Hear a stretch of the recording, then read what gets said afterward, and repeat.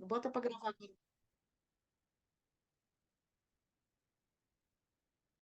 Boa noite, meus amigos, boa noite, minhas amigas. Nós estamos aqui na Sociedade de Estudos Espíritas Francisco de Assis, hoje, dia 28 de março de 2024. E nesse horário nós iniciamos, né, a nossa reunião pública das quintas-feiras. E a nossa reunião pública toda quinta-feira é baseada nesse livro, ó, O Evangelho segundo o Espiritismo, publicação de Allan Kardec. E hoje nós vamos estudar o capítulo 3 de O Evangelho. Há muitas moradas na casa de meu pai, itens 1 e 2, que trata sobre os diferentes estados da alma na erraticidade. Mas antes de iniciarmos aqui o nosso estudo, lembrando que hoje nós recebemos o nosso querido irmão William Lira Rocha, trabalhador do Centro Espírita Antônio de Pádua, não é isso, William? Em Curitiba.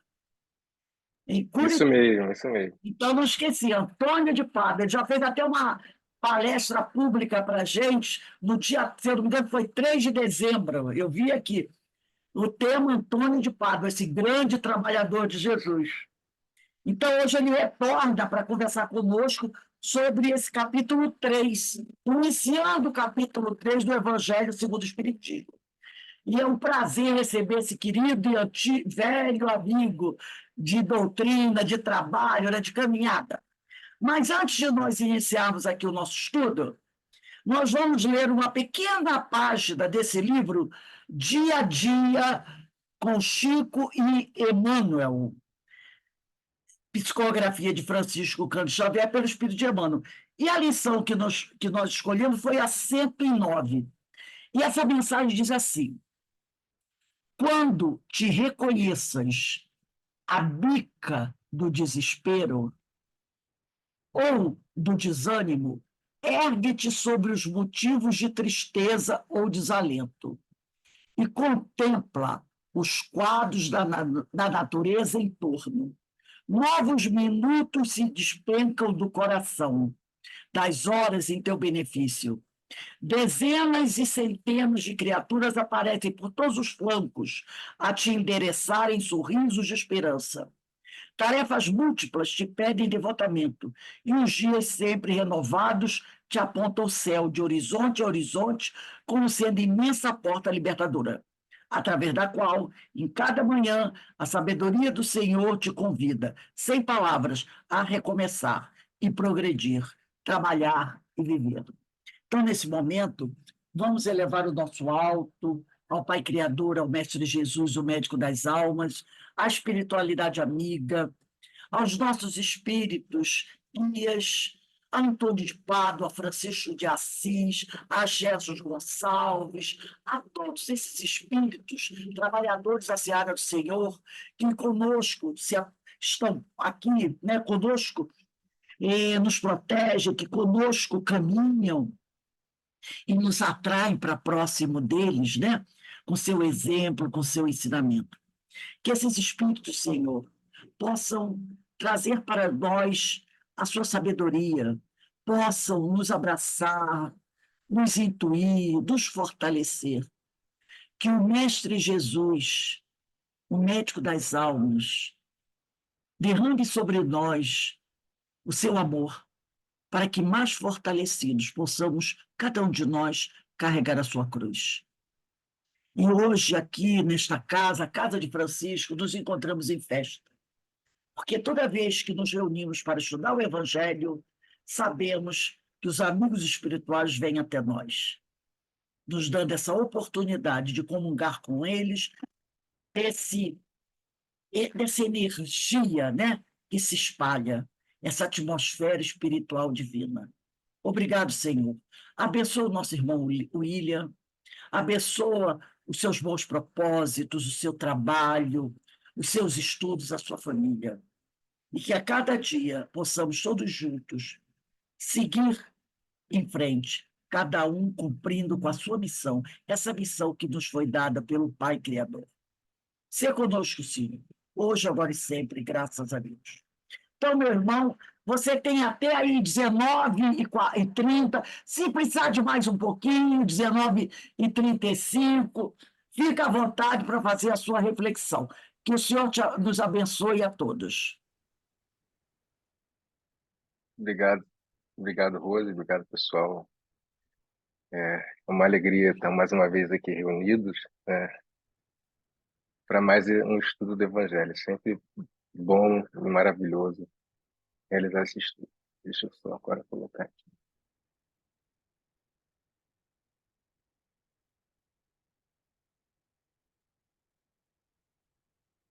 Está indo? Foi a apresentação? Está sim. Pode seguir. Vamos lá.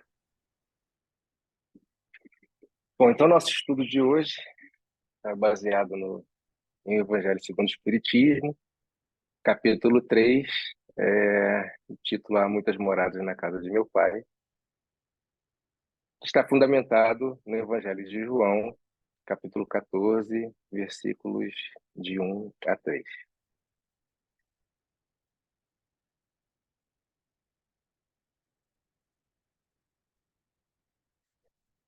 E do que se trata, então, o texto evangélico?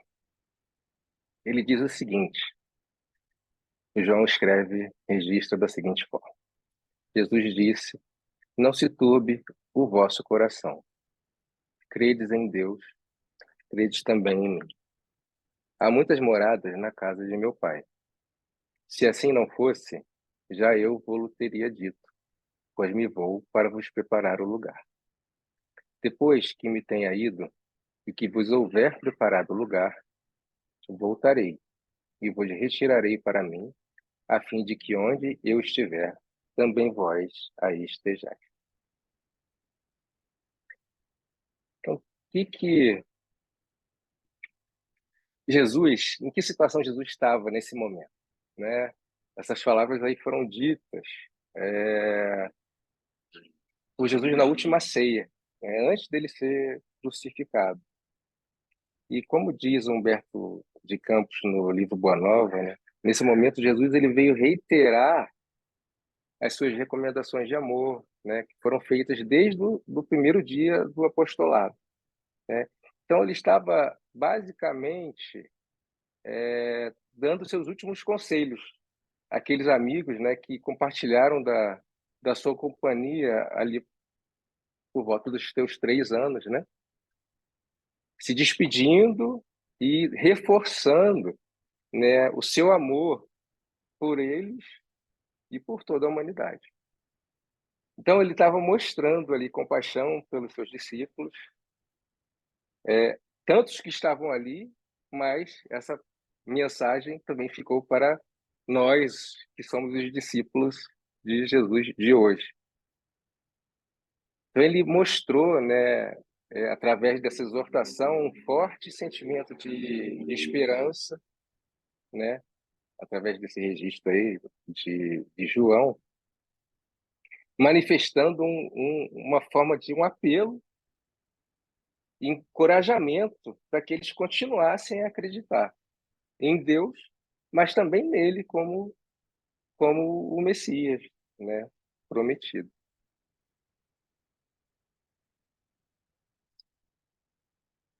Não se turbe o vosso coração. Credes em Deus, crede também em mim. Bom, o coração, né, é um órgão de extrema importância no nosso corpo físico. Sem o coração, seria impossível haver sobrevivência da vida do corpo humano, né? Que é o coração que transfere todos os nutrientes, né, e o oxigênio para todos os outros tecidos, para que eles consigam sobreviver. Então, ele é de extrema importância. Mas o coração ele também serve como um termômetro quando a gente pensa no campo das emoções.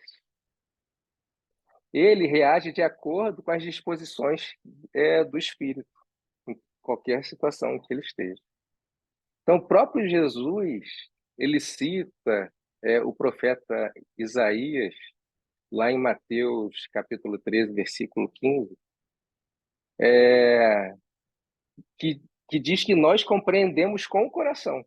Não está exatamente escrito dessa forma, mas a gente extrai do texto isso. Nós compreendemos com o coração. Então, quando um assunto ele está no âmbito intelectual, a gente tem dúvida, tenta dirimir essa dúvida, mas quando a gente sente, ou seja, quando a gente dá aquele clique, aquele estalo, né? A partir do momento que a gente consegue sentir, é quando a gente percebe que isso foi incorporado, esse conhecimento foi incorporado, está agora na nossa bagagem, é incorporado ao nosso tesouro, né? Conforme expresso no Evangelho. Então, coração, a gente pode dizer que coração é sentimento, né? E é importante que nós tenhamos um sentimento confiante, sempre bem elevado, um bom sentimento, né? Em todas as circunstâncias da nossa vida. Emmanuel, ele cita em O Livro da Esperança, deixa eu pegar aqui o texto chamado Perante o Mundo, e aí ele coloca que nesse texto que o mundo que espera confiantemente em nós, quando na verdade, na maioria das vezes, somos nós que nos colocamos em situação de esperar algo do mundo. Então, só como exemplo, um trechinho de que Emmanuel reporta nesse texto, ele diz assim: amigos que te ouvem, rogam-te bom ânimo. Doentes que te buscam, suspiram por melhoras. Criaturas que te rodeiam, pedem-te amparo e compreensão para que lhes acrescentes a coragem. Coisas que te cercam requisitam-te proteção e entendimento para que se lhes aprimore o dom de servir. Tudo é ansiosa expectativa ao redor de teus passos. Então, a gente vê nesse texto a verdade, o quanto que o mundo precisa de nós, muito mais do que nós precisamos do mundo. Então, nesse sentido, a gente percebe, então, a relevância dessa solicitação, desse convite de Jesus, quando ele diz, né, credes em Deus e crede também em mim. Vamos entender, por exemplo, o tempo verbal, né? Quando ele diz credes, crede está no presente do indicativo, né? Segunda pessoa do plural. Então, ele está dizendo que ele já admite que todos nós aceitamos Deus, já confiamos nele, como uma coisa já natural. Então, naquele tempo, a humanidade já alcançou, em suas potencialidades, possibilidades de entender Deus, de confiar em Deus, de crer em Deus, com uma forma muito lógica. Então, esse é o nosso sentimento. É um sentimento de crença. Por isso, o coração é tranquilo, não se turbe. É um coração que tem um sentimento tranquilo. Crede também em mim. Crede está no tempo imperativo.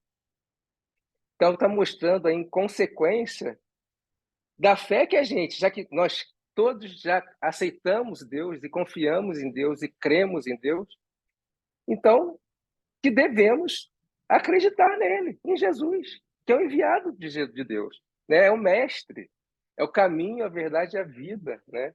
Jesus é a maior revelação que Deus colocou junto de nós, né? É o evangelho vivo, é o verbo em movimento, né? É a própria Boa Nova, como diz Paulo no primeira carta aos Romanos, primeiro versículo, que ele é o evangelho de Deus.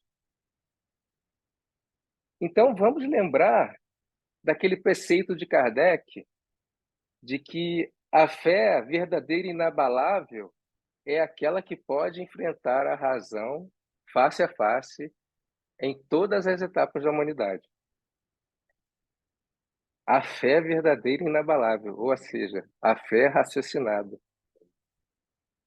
E aí a gente vou puxar um texto de um livro chamado Esquadrões Evangélicos, de um estudioso chamado Paulo Alves de Godoy, em que ele diz o seguinte, que crer apenas não é o bastante. É preciso, sobretudo, viver os ensinamentos evangélicos. Então, foi isso que Jesus tentou dizer. Ele foi o mensageiro de Deus, que vivenciou as suas leis em plenitude. E se Deus é perfeito, tudo que Jesus viveu é lógico. Então, a gente pode entender na expressão o credes também em mim, a gente encontra lá a essência da fé raciocinada, de acordo com os preceitos kardecianos.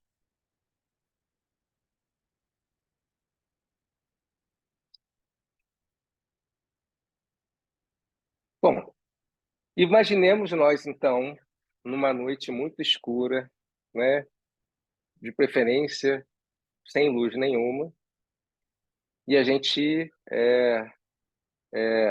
essa noite com céu claro, límpido, né, a gente ergue as cabeças, a gente se depara com essa imagem, né? A gente se depara com um céu com uma quantidade de estrelas incontáveis, planetas, e basta uma seção, né, uma partezinha do firmamento para a gente assistir essa linda imagem.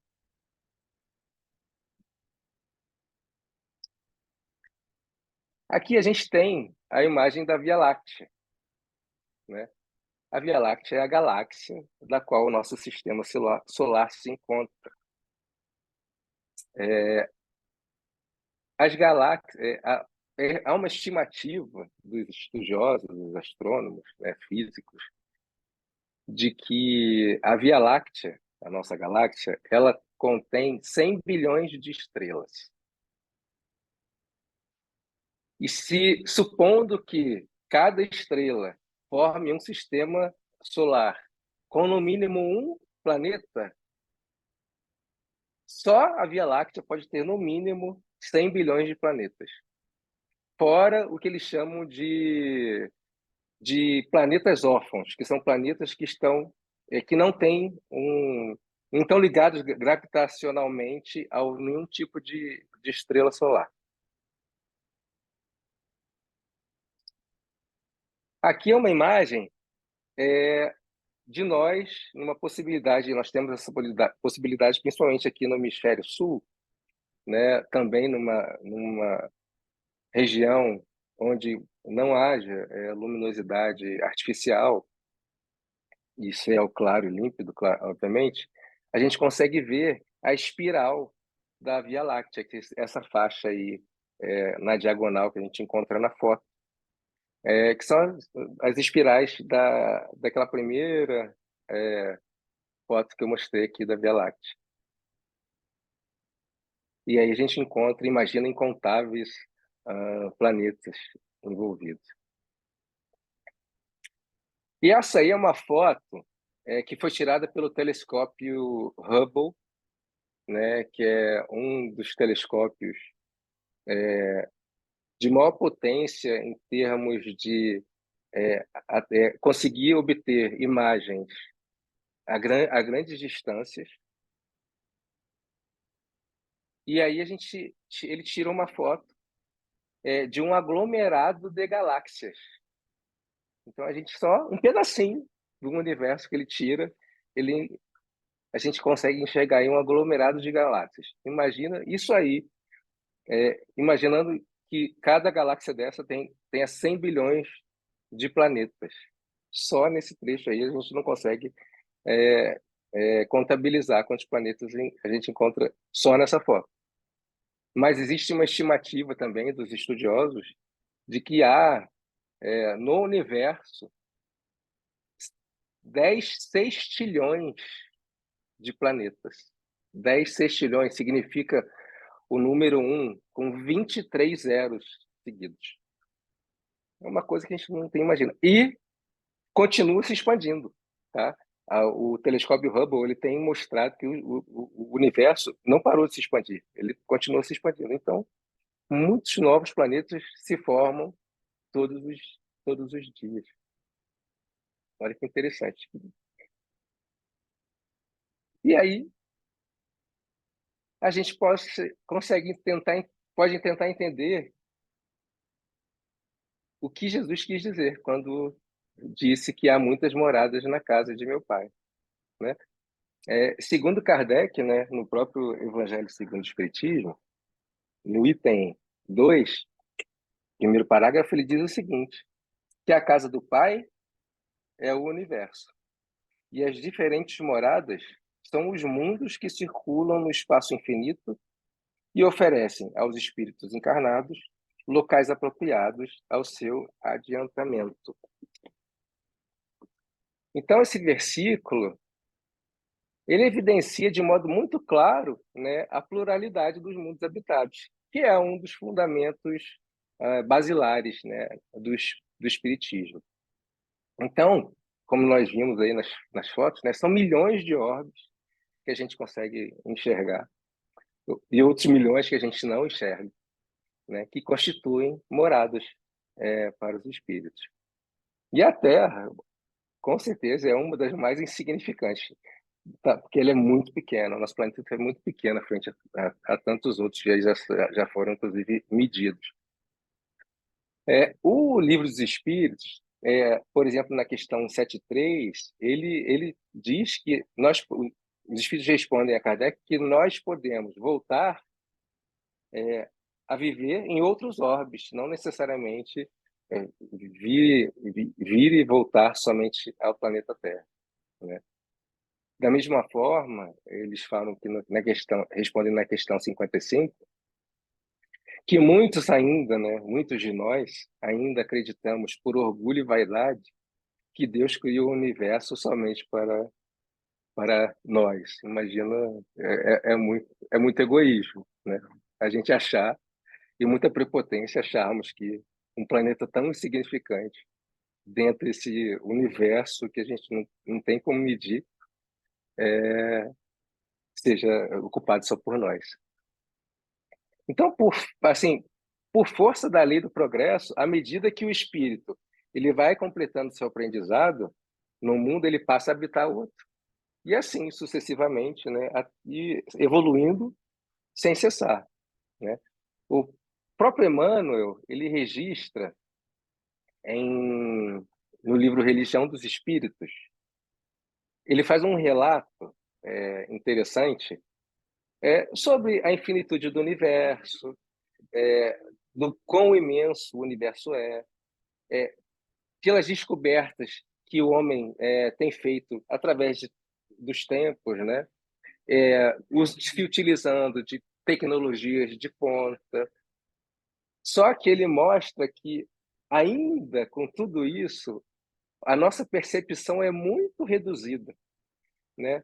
Porque, na verdade, a gente está falando de um domínio físico, que é muito pequeno, se a gente pensar num domínio espiritual. E aí ele diz que, nesse texto, que há ainda a existência de esferas espirituais complexas e que circundam cada planeta. Ele diz assim: vamos facilmente encontrar em todos os círculos cósmicos os seres vivos da asserção de Kardec, embora a instrumentação do homem não os divise a todos. Eles se desenvolvem através de inimagináveis graus evolutivos, cabendo-nos reconhecer que, em aludindo à pluralidade dos mundos habitados, não se deverá olvidar a gama infinita das vibrações e os estados múltiplos da matéria. Então, com essa assertiva, a gente confirma o que também foi descrito por Kardec em O Evangelho segundo o Espiritismo, que as moradas na casa de meu pai também se aplica às diferentes dimensões espirituais existentes no além-túmulo.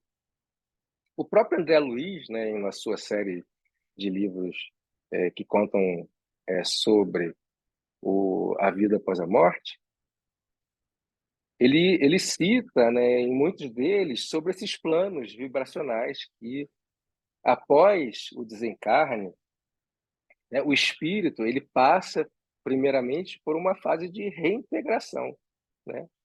Porque ele saiu do plano físico e tornou de volta ao plano espiritual. Então, ele tem que passar por uma fase de reintegração, que é onde ele dá, obviamente, a sua continuidade da sua existência.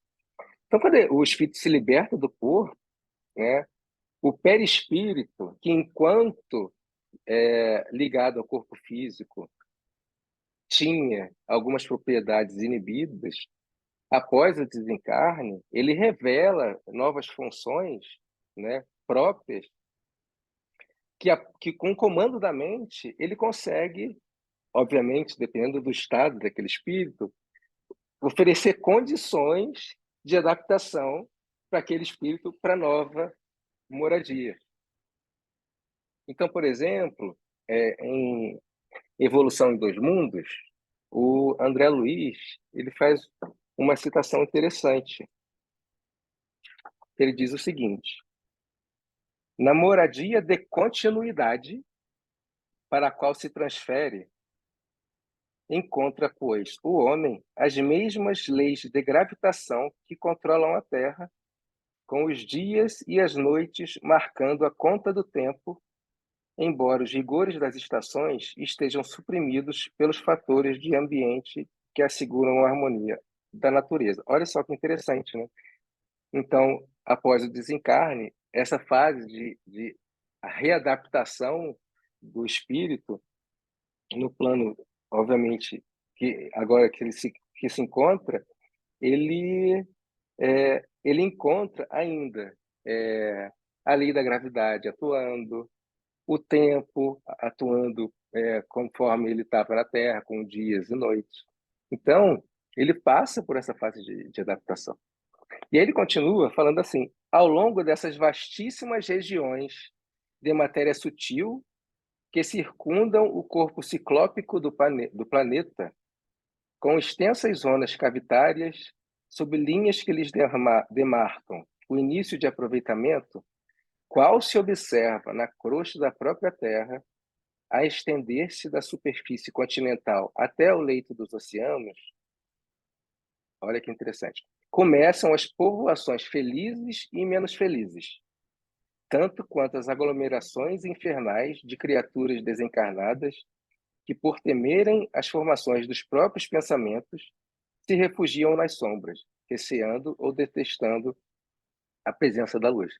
Então, aqui, André Luiz ele faz né, mostra que no entorno do planeta, e como em diversos planetas, existem regiões, né, de matéria sutil, né, que têm muita semelhança com a crosta terrestre. Então, ele diz que tem zonas cavitárias que vão a semelhança desde do continente até o leito dos oceanos. O leito dos oceanos são aquelas profundezas, né, que às vezes chegam a quilômetros de distância, em que a luz muitas vezes não chega. Então, em fases de adaptação, em que o espírito está se adaptando, dependendo do grau de conhecimento e aprendizado daquele espírito, ele pode se encontrar em diferentes regiões. Em regiões com aglomerados de espíritos felizes ou menos felizes, ou até nessas regiões abissais, como o leito de oceano fosse, se escondendo da luz por conta de medos, temores, inadaptação, não entendimento, ou a própria evolução per si. Então, como exemplo, a gente pode comentar, por exemplo, as colônias espirituais, tal qual Nosso Lar, né, que apresentam uma sociedade organizada, mas que apresentam regiões que estão divididas de acordo com a moralidade, o conhecimento daqueles habitantes, né? Então, se encontram ali regiões de dor, de sofrimento, regiões de alegria, de ventura, tudo numa gradação evolutiva que ela vai se desdobrar ao infinito, né? Porque vai ser de acordo com o progresso alcançado por cada espírito que ali vive. O próprio Arthur Conan Doyle, ele relata no livro A História do Espiritismo, eu estou com ele aqui um pedacinho, quando ele descreve a história de Swedenborg, que é aquele cientista sueco. Ele viveu no século 17 e 18, ou seja, foi antes mesmo da própria codificação do Espiritismo. E olha o que o Swedenborg já pensava naquela época. Ele diz o seguinte: verificou que o outro mundo, para onde vamos após a morte, consiste de várias esferas, representando outros tantos graus de luminosidade e de felicidade. Cada um de nós irá para aquela a que se adapta à nossa condição espiritual. Olha, antes da codificação, século 17 e 18, o Swedenborg já trazia esse conhecimento da vida espiritual. Então, da mesma forma, né, essas muitas moradas da casa do Pai, elas estão relacionadas aos degraus evolutivos, né, que vão caracterizar a caminhada evolutiva, né, ascensional do espírito. E começou desde do espírito criado por Deus, ainda simples, ignorante, que vai até o nível do espírito puro. Então, essas moradas, elas podem ser entendidas por planos vibracionais não propriamente por um lugar circunscrito, né? E esses planos vibracionais, eles vão depender exatamente do estado mental em que nos colocamos, seja por meio das nossas aspirações interiores ou seja por meio das nossas ações, né? E são essas vibrações que vão moldar o nosso ambiente íntimo. Então, vai ser a nossa moradia íntima.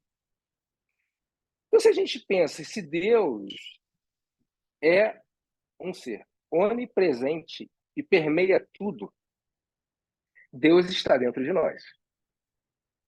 Então, sob essa ótica, a casa do Pai, citada por Jesus, também é o nosso íntimo. E quais são as moradas? Já que Deus está dentro de nós, nosso íntimo é a casa do Pai. E quais são as suas moradas? Os diversos estados vibracionais da alma, que a gente transita por consequência dos nossos pensamentos e atos.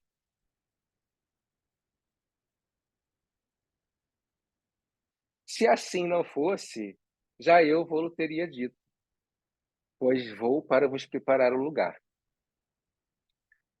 Gente, aqui a gente enxerga completamente a sinceridade de Jesus, né? Tudo que é importante para o espírito mortal, ele trouxe. Ele é a boa nova, né? Ele é o evangelho vivo. Então, está na sinceridade da sua vida, né? Nos seus atos. E por meio dessa boa nova, ele vai preparando esse lugar. Ou seja, o pensamento de Jesus, vamos lembrar que ele é o governador do orbe. O pensamento de Jesus, ele vai influindo, né? Influenciando permanentemente sobre o nosso planeta e sobre as suas criaturas. Como uma assistência permanente, contínua, não para. Para que essas criaturas, nós, criaturas em evolução, possamos ir despertando paulatinamente. Então, a palavra do mestre, ela é contínua, né? Ela continua. E se a gente pensar que ele é o governador do orbe, a gente pode imaginar que a sua aura energética de amor, né, esse magnetismo amoroso de Jesus, ele permanece como a influência mais positiva que a gente pode ter. Então, a própria aura de Jesus já causa uma influência positiva que nos impulsiona a promover as nossas potencialidades da alma.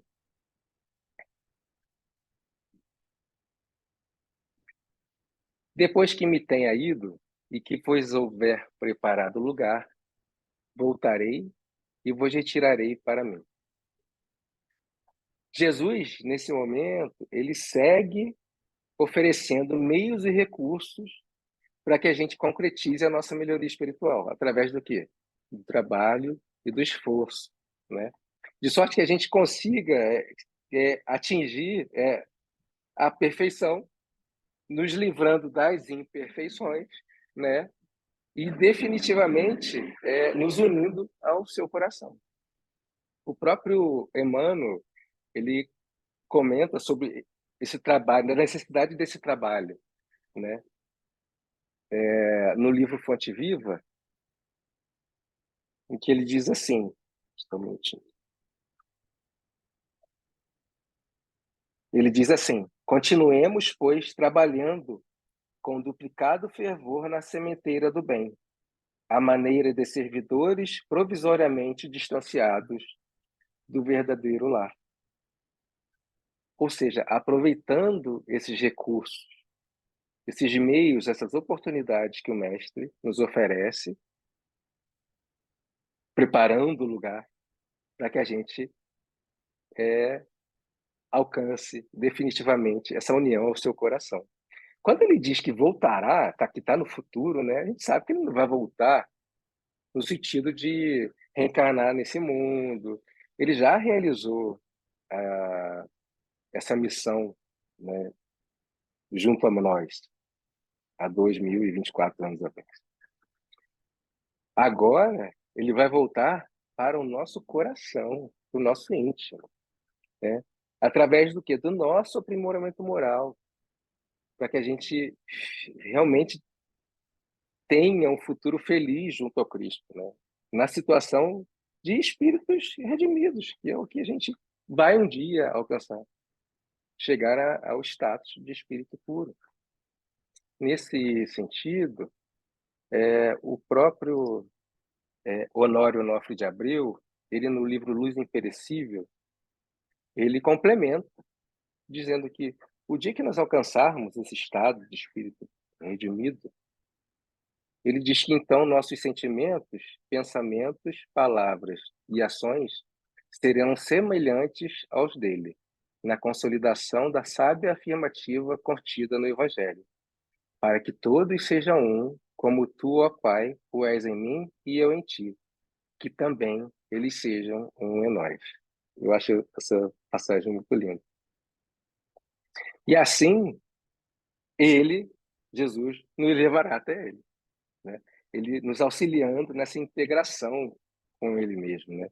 Mas isso só será mediante o nosso esforço, mais uma vez, o nosso trabalho na conversão íntima. Ele veio até nós. E agora nós estamos trabalhando para estarmos junto a ele, né? Só assim ele terá essa condição de nos levar, e aí no sentido, digamos, físico, né, junto a ele. Estarmos literalmente no mesmo espaço que ele, frequentar o mesmo lugar que ele. Por quê? Porque aí só assim os nossos sentimentos, pensamentos, palavras e ações, como disse aí Honório Onofre de Abreu, serão semelhantes ao dele. Nesse momento, será real integração, consolidação da integração plena ao mestre Rabino.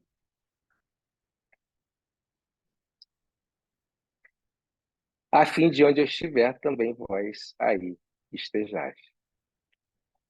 Então, quando ele diz agora nessa afirmativa,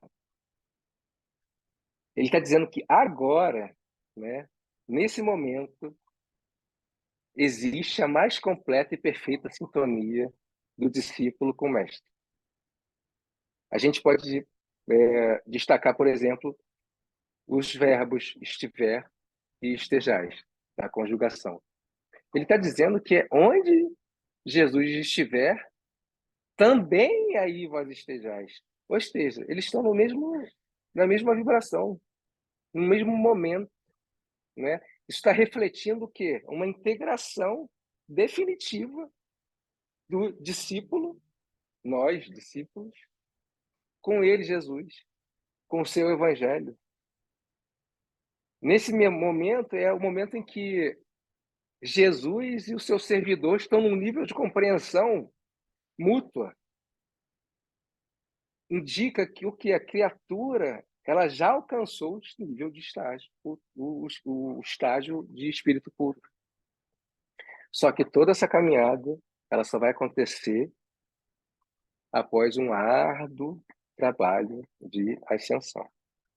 Eles precisam trabalhar muito, mas as oportunidades, os recursos e os meios, ele a todo momento nos oferece. E aí, para a gente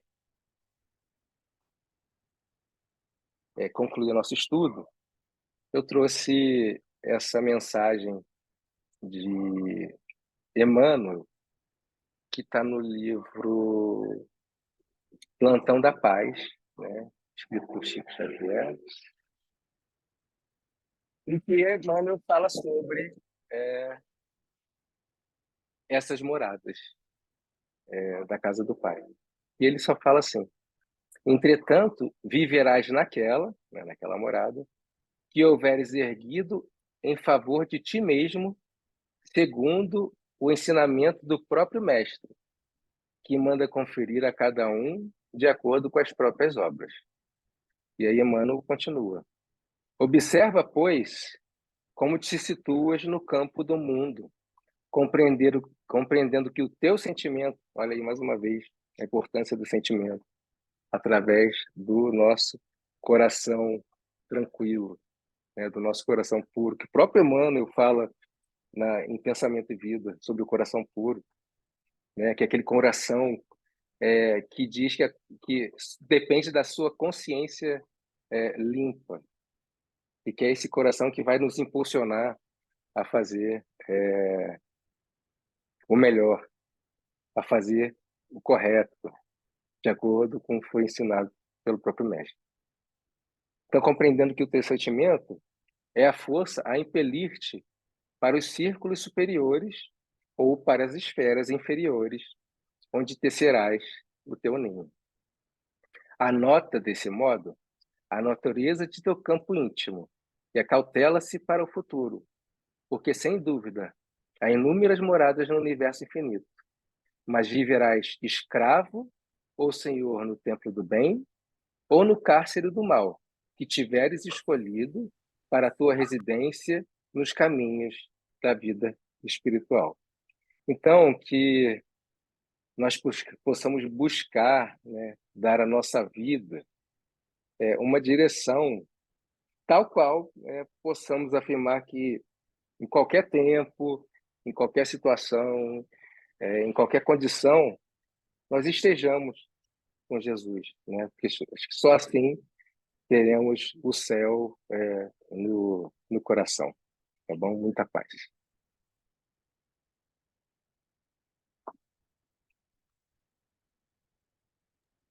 Obrigado. William, você pode diminuir?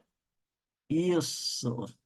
Obrigado, meu amigo, por essa explanação tão bonita, tão bem detalhada. Adorei as fotos, as imagens lindíssimas, né? Então, está tudo dentro do que a gente vem estudando durante todo esse tempo, falando de cabe a cada um de nós a nossa morada, aonde nós iremos estar, né? Aonde, como diz Joana, no livro Mestre de Amor, nós não podemos estar onde nossos pés não nos levaram.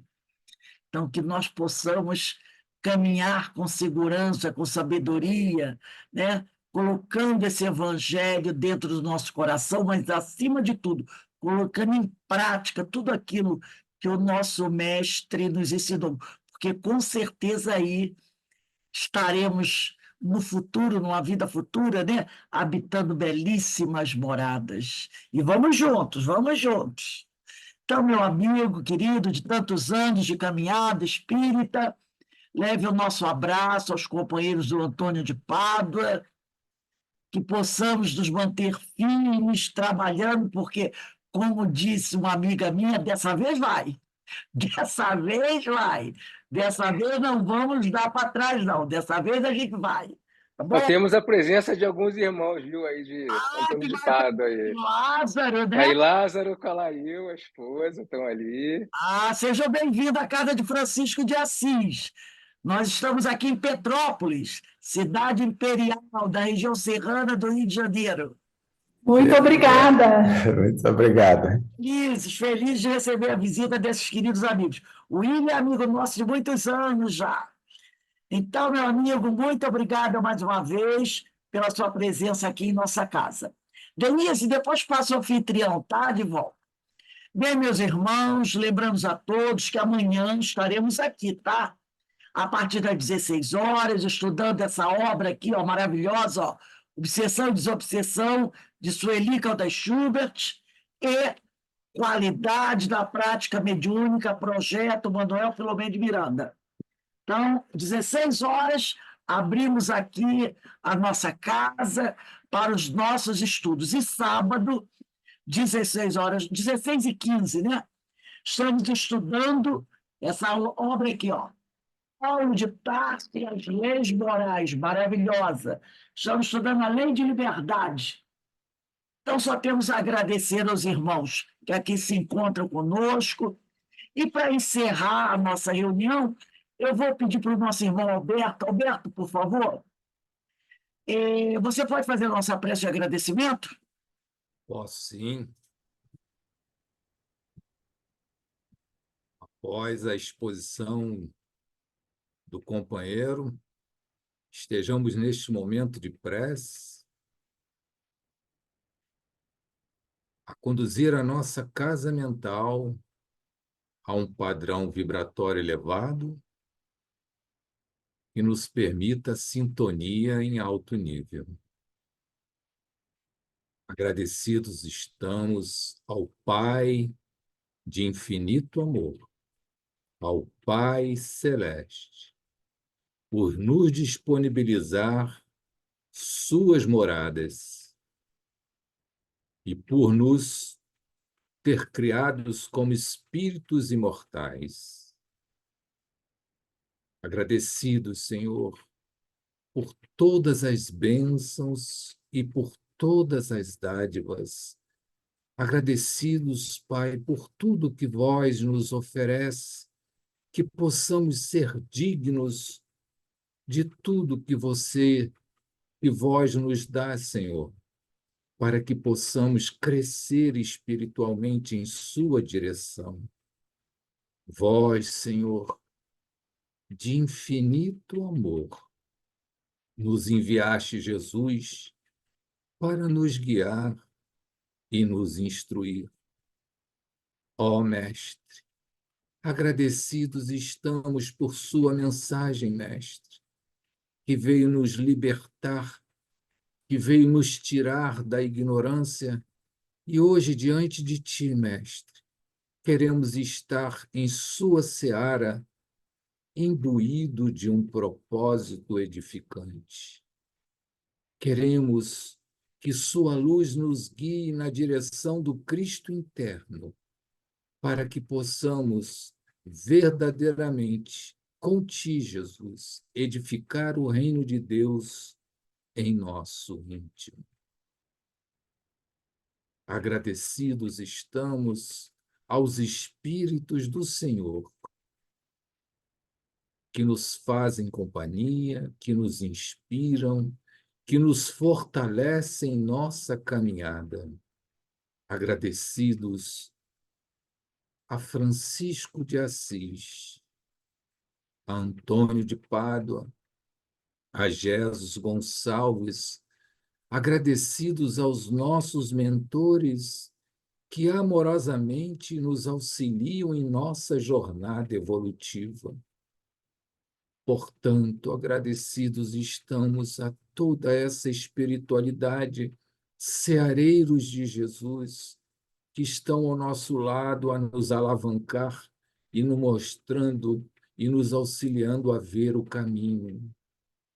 Que possamos, então, aproveitar todas as oportunidades para seguirmos na direção do aprimoramento moral, para podermos ser dignos de morar em outras moradas criadas pelo Pai, moradas de luz, de amor, moradas em que predominem o bem.